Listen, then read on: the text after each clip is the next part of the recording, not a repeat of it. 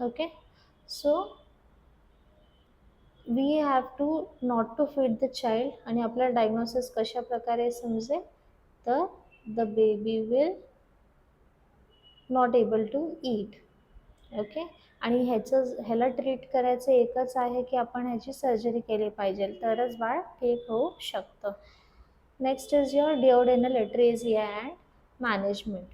So duodenal एट्रेझियामध्ये काय आहे, तर इथे तुम्ही बघाल, आता इथे काय आहे, एसोफेगसमध्ये काय, पोटाच्या वरची जी पाईप होती ती श्रिंक होते. आता पोटाच्या खालची जी अतडी आहे, डिओडेनमच्या इकडचा पोर्शन आहे, तो श्रिंक्ड आहे. तर याच्याने काय होणार आहे, बाळाचं फूड प्रॉपरली डायजेस्ट होणार नाही आहे. आणि हे आपल्याला कसं समजेल, आपण बाळाचा जर एक्सरे काढला तर it will show you two bubbles of air only in the bowel. This infants must be kept nil per mouth. The stomach should be emptied via a nasogastric tube. Okay.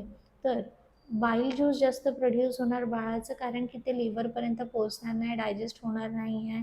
तर मग काय, बाईलचं production जे असेल ते जास्त प्रमाणात असेल, आणि त्यामुळे बाळाला काय होईल, उलटी वगैरे होणार. ठीक आहे. आणि एक्सरेच्या थ्रू आपण हे पता करू शकतो की बाळाला डिओडेनल एट्रेझिया आहे. Okay.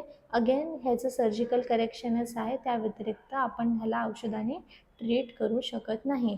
Rectal atresia. Rectal atresia in the sense काय, बेबीचं जे एनस आहे जिथून तो शिशी पास करणार आहे, ओके, इट इज मिसिंग और इट इज ब्लॉक्ड.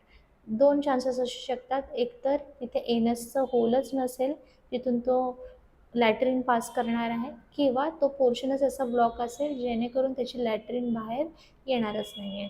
अगेन ह्याच्यामध्ये पण काय आहे, हा पण एका प्रकारचा बर्थ डिफेक्टच आहे, आणि बाळाला काय करायचं, मग सर्जिकल ट्रीटमेंट करायचं आहे. बघा, असे बाळ काय करतात, स्टार्टिंगच्या 24 आणि 48 आवर्समध्ये मेकोनियम किंवा पॉटी पास करत नाहीत, तर आपण आयडेंटिफाय केलं पाहिजे की काहीतरी प्रॉब्लेम आहे. गर्ल्समध्ये कसं आयडेंटिफाय करणार, की वजायनल ओपनिंग तर आहे फिमेलला, बट एनल ओपनिंगच नाही आहे. तसंच बॉईजमध्ये पण सेम थिंग आहे, सगळं काय आहे, ठीक आहे, वजायनल ओपनिंगच्या थ्रू स्टूल पास होत आहे, किंवा बॉईजमध्ये बेस ऑफ द पेनिस किंवा स्क्रोटम किंवा युरेथ्राच्या इथं स्टूल पास होत आहे. तर आपण आयडेंटिफाय करू शकतो करून की बाबा याचं एनसचं जे छिद्र आहे तेच नाही आहे. Okay. And swollen belly area, म्हणजे जसं पोट असेल, बाळाचे जे पोट असेल, it will be completely inflated किंवा सुजलेलं असेल, पोट फुगलेलं असेल.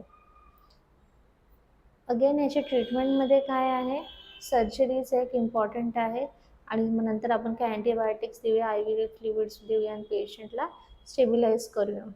ओके. आणि कोलोस्टोमी बॅग व्हेरी इम्पॉर्टंट. बाळाच्या ॲबडॉमिनल वॉलला आपण एक छिद्र करूया आणि एक बॅग लावणार, त्याला आपण म्हणतो कोलोस्टोमी. ठीक आहे, कोलोस्टोमी बॅग. राईट.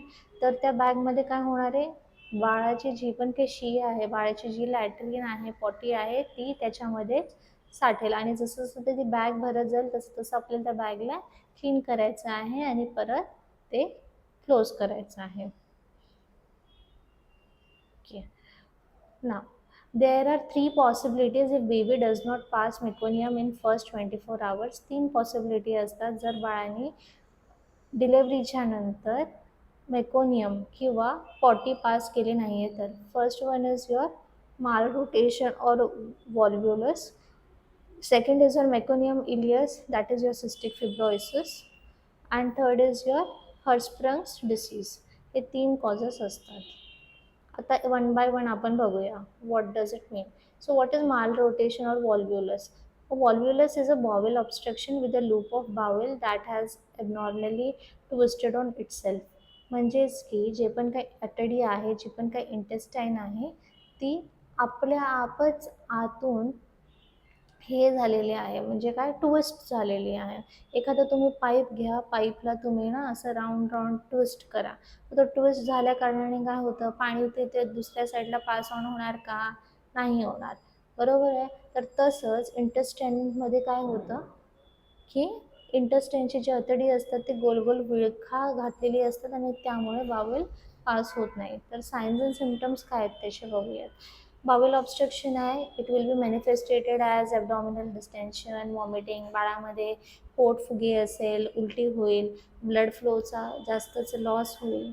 ठीक आहे, म्हणजे की रक्त आतूनच इंटरनल ब्लिडिंग बाळाला स्टार्ट होईल, त्याला सिव्हिअर पेन असेल म्हणून तो खूप क्रँकी असेल, खूप रडत असेल.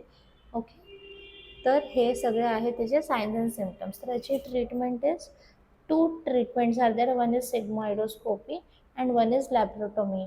सिग्मॉइडोस्कोपी काय आहे, म्हणजे की आपण लोक जसं एंडोस्कोपीमध्ये कसं आपण नळी टाकतो तोंडातून आणि आतल्या आतड्या इंटेस्टाईन्स बघतो, तसं सिग्मॉइडोस्कोपी आहे.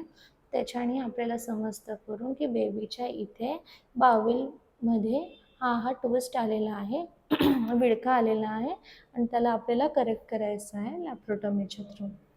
Okay, so this was all about your malrotation or volvulus. Now another is your meconium ileus or cystic fibrosis. So what is meconium ileus?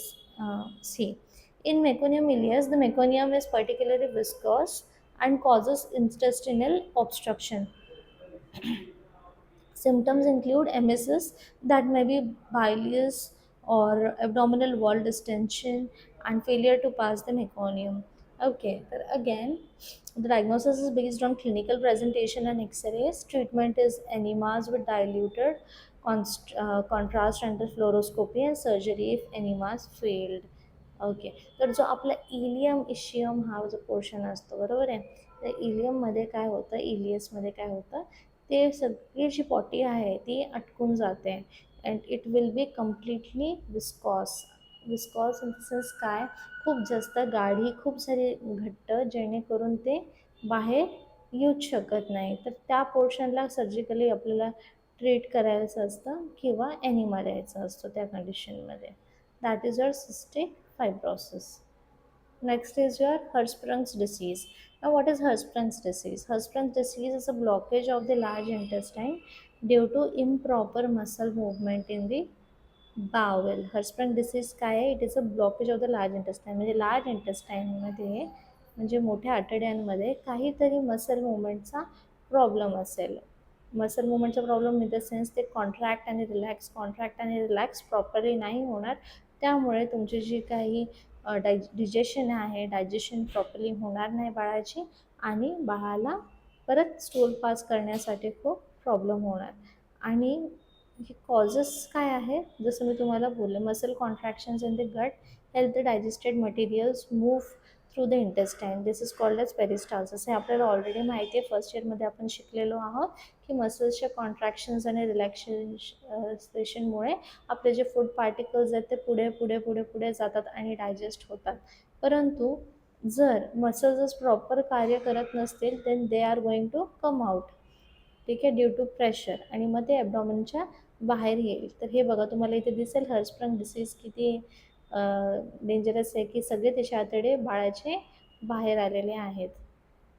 Okay, आता परत सिम्पटम्स आणि मॅनेजमेंटमध्ये काय आहे, बाळाला उलटी होणार आहे, त्याला जॉन्डिस होऊ शकतो, कावीळ वगैरे होऊ शकते, तो चांगल्या रीतीने खात पीत नसेल, जास्त क्रँकी असेल, जास्त रडणार, बाळाला फर्स्ट 24 to 48 आवर्समध्ये मेकोनियम पास होणार नाही. आणि कसं आपण आयडेंटिफाय करणार, आपण एक्सरे देणार, बॅरियम एनिमा देणार बाळाला, आणि रेक्टल बायोप्सी करणार. Rectal biopsy in the sense रेक्टमच्या इकडचा एक छोटासा तुकडा आपण काढणार आहोत आणि त्याला under microscopy we will see करून की whether there is some malformation found और नॉट.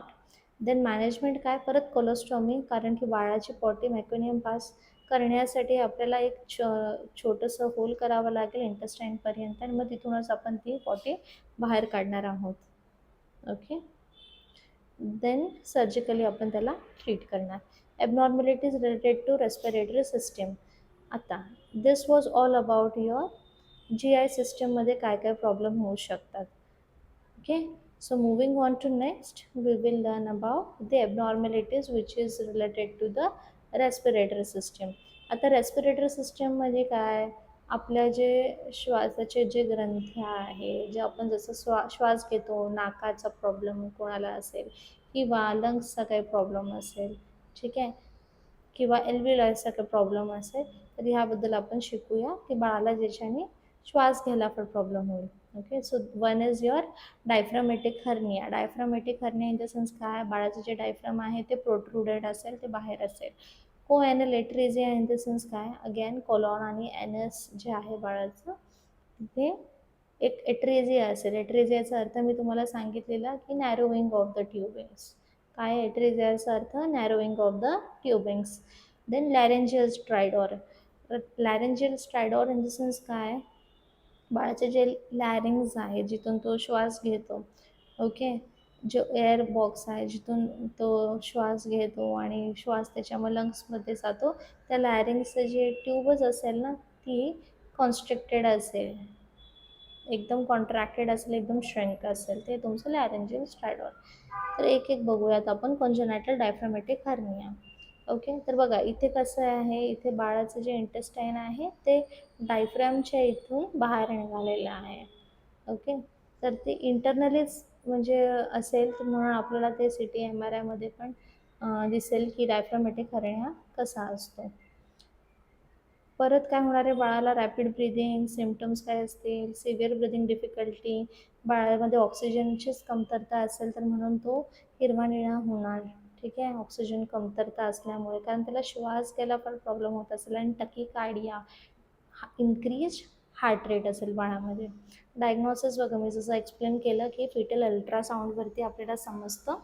अँड सेकंडली आपल्याला एक्सरेमुळे पण समजतं की बाळाला हा प्रॉब्लेम आहे. मॅनेजमेंटमध्ये काय, सर्जिकल मॅनेजमेंट आहे याची, त्या व्यतिरिक्त औषधांनी आपण त्याला ट्रीट करू शकत नाही. कोएनल एट्रिझिया, तर बघा हे काय आहे. Choanal atresia in the sense it is described as a unilateral or bilateral narrowing of the nasal passages. म्हणजे की नाकामधले जे आपले जे नॉस्ट्रल्स आहेत तिथे काही ना काहीतरी एक बोन असेल किंवा असं एक मोठ्या गाठीसारखा एक टिश्यू उत्पन्न होणार आहे.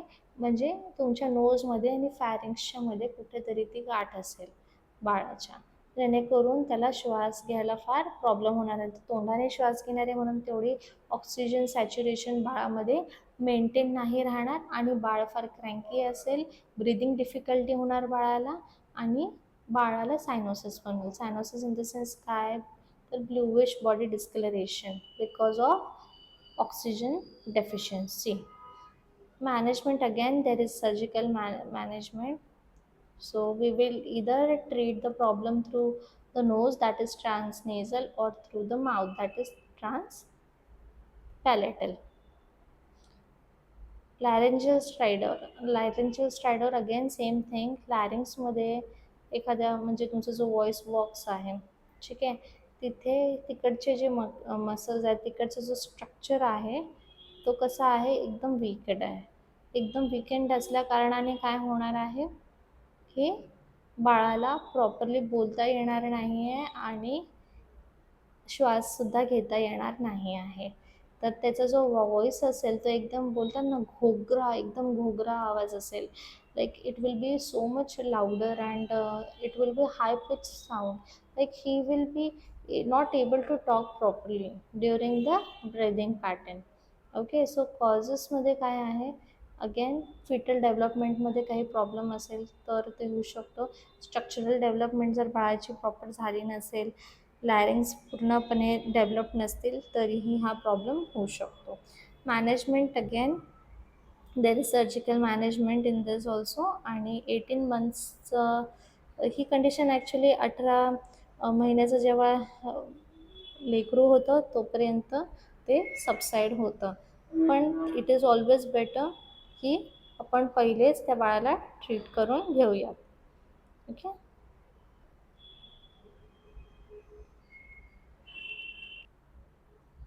Okay, now we will begin with congenital cardiac defects. आत्तापर्यंत आपण बघितलं जी आय ट्रॅकमध्ये काय काय प्रॉब्लेम असू शकतो लहान लेकरांना. सेकंडली आपण बघितलं की रेस्पिरेटरी ट्रॅकमध्ये काय प्रॉब्लेम असतील बाळाला. आता थर्डली आपण बघूयात की हार्टमध्ये काय काय प्रॉब्लेम असू शकतात.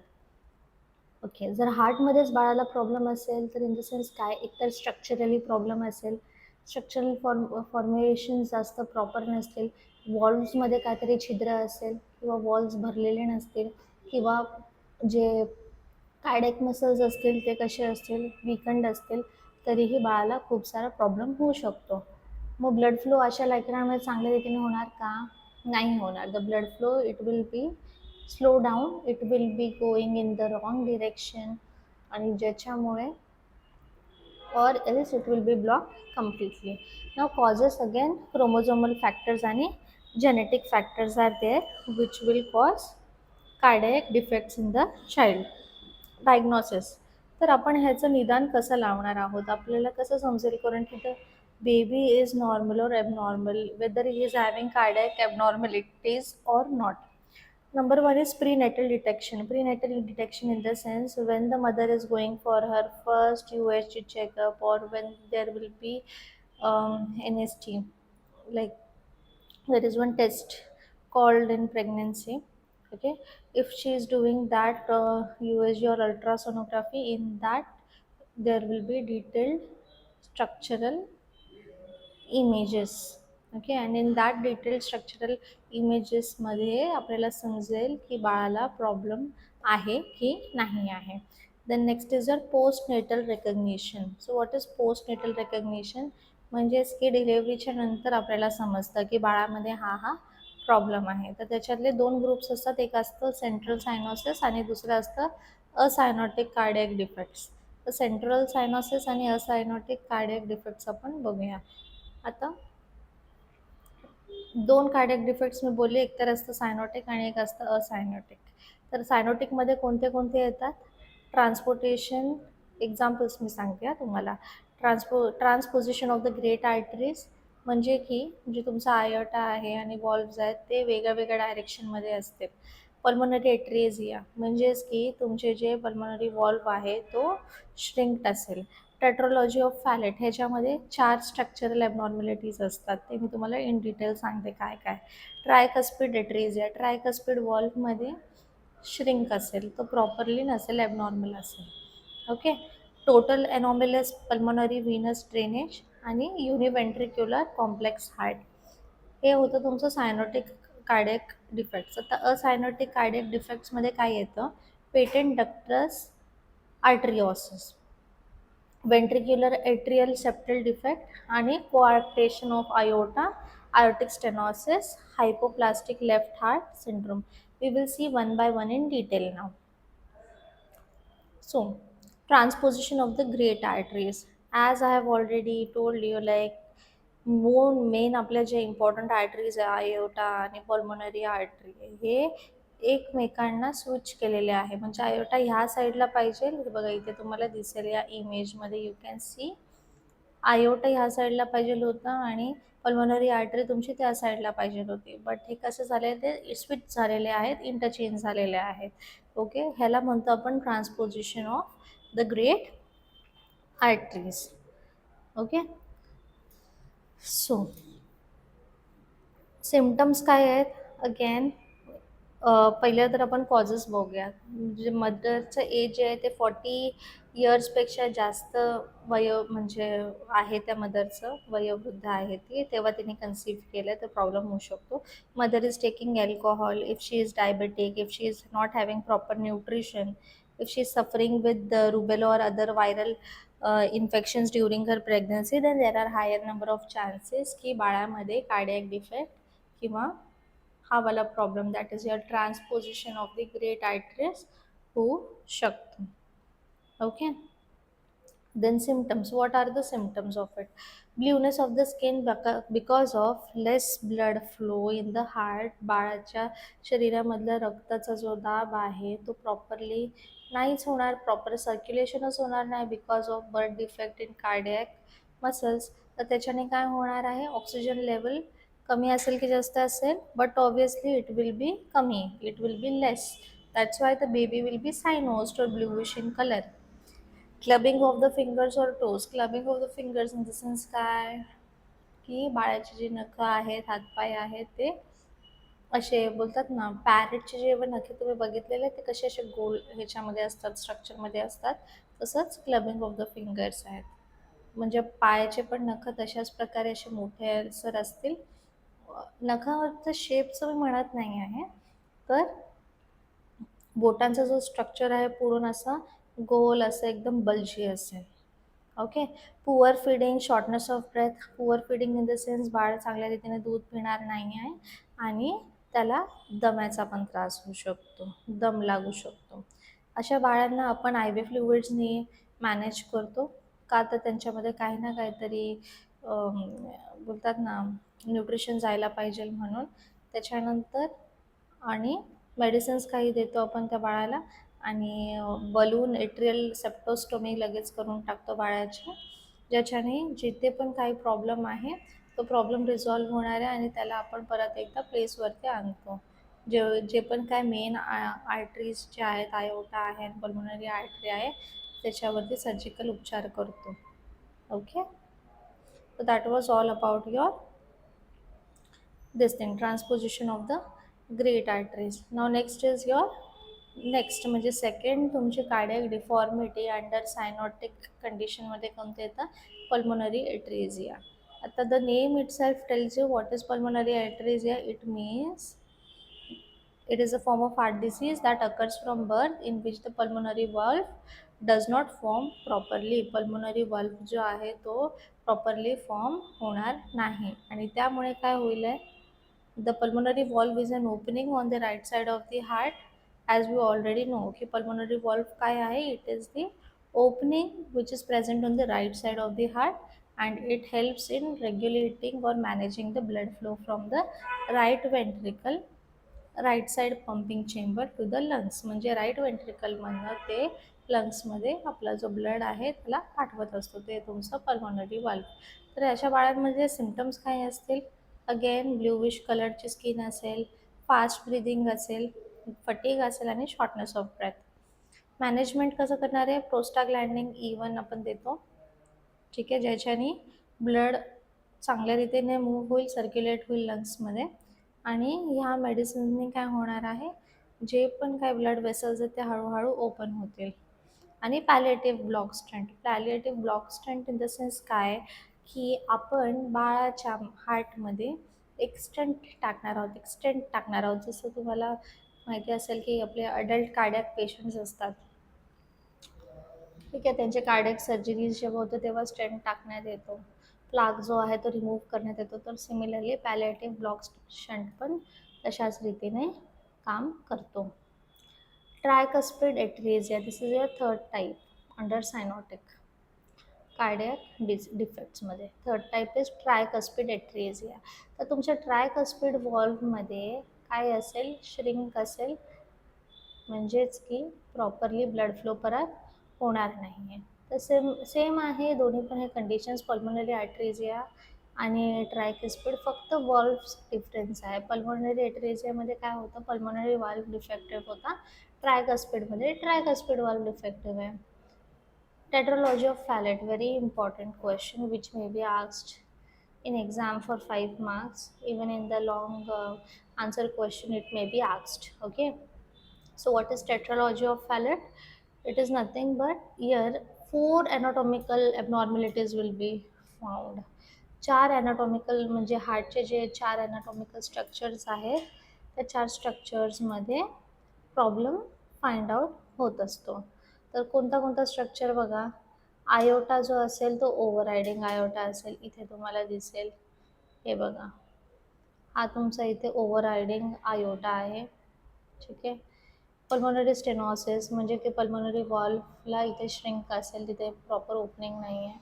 वेंट्रिक्युलर सेप्टल डिफेक्ट म्हणजे की इथे वेंट्रिकल्समध्ये 2 वेंट्रिकलमध्ये काय आहे, गॅप आहे, म्हणजे होल आहे. आणि लास्ट इज युअर राईट वेंट्रिक्युलर हायपरट्रोफी म्हणजे की वेंट्रिकलचा जो खालचा मसलचा भाग आहे, स्नायूचा भाग आहे, तो काय आहे, हायपरट्रोफी आहे, म्हणजे त्यांची साईज जी आहे ती इन्क्रीज झालेला आहे. So you can make out the difference between a normal heart and the tetralogy of फॅलेटच्या कंडिशनमध्ये तुम्ही you can make it out the difference also. Okay. Then comes your patent ductus arteriosus. आता what is patent ductus arteriosus? Again it is a congenital disorder of the heart. त्याच्यामध्ये निओनेटचं जे ductus एट्रिओसिस आहे ते close होत नाही properly बर्थच्या नंतर. Okay. म्हणून बाळ रडणं खूप इम्पॉर्टंट आहे. तर जेणेकरून बाळाचे कार्डिॲकची जी सायकल आहे, कार्डिॲक पॅटर्न जे आहे ते प्रॉपरली होणार आहे. अर्ली सायन्स अँड सिम्प्टम्समध्ये काय आहे बघा, अनकॉमन आहे. पहिल्या स्टार्टिंगला तर काही आपल्याला समजत नाही. पण फर्स्ट इयर ऑफ लाईफला जेव्हा बाळ 1 वर्षाचं होतं, 2 वर्षाचं होतं, तेव्हा आपल्याला ते आयडेंटिफाय करता येतं. बाळाला श्वास घ्यायला प्रॉब्लेम होतो, बाळाचं वेट लॉस होत असतं, वेट गेन होतच नाही. तर तेव्हा आपल्याला समजतं की बाळाला PDA आहे. PDA in the sense patent ductus arteriosus. Ventricular और एट्रियल सेप्टल डिफेक्ट म्हणजेच की होल असणे बाळाला वेंट्रिकल्समध्ये किंवा एट्रियममध्ये. ठीक आहे, that is uh ventricular septal defect. Coarctation of the aorta, again aorta जो आहे तो तुमचा नॅरो डाऊन होणार आहे अशा बाळांमध्ये. ठीक आहे, आयोटा जर नॅरो असला तर बॉडी पार्ट्सला तुमचं ऑक्सिजन कसं भेटेल, आणि बॉडी पार्टला ऑक्सिजन नाही भेटलं तर मग again the baby will be completely bluish in colour due to less of oxygen supply. आणि बाळ फार क्रँकी असेल, बाळाला फार रडायला वगैरे येईल, बाळाचं वेट लॉस होईल आणि ब्लड फ्लो प्रॉपर होणार नाही. Aortic stenosis is a disease of the heart valves in which the opening of the aortic valve is narrowed. Aortic stenosis पण तेच आहे, आयोटाचा जो वॉल्व आहे तो नॅरो डाऊन आहे, म्हणजे की श्रिंक्ड आहे.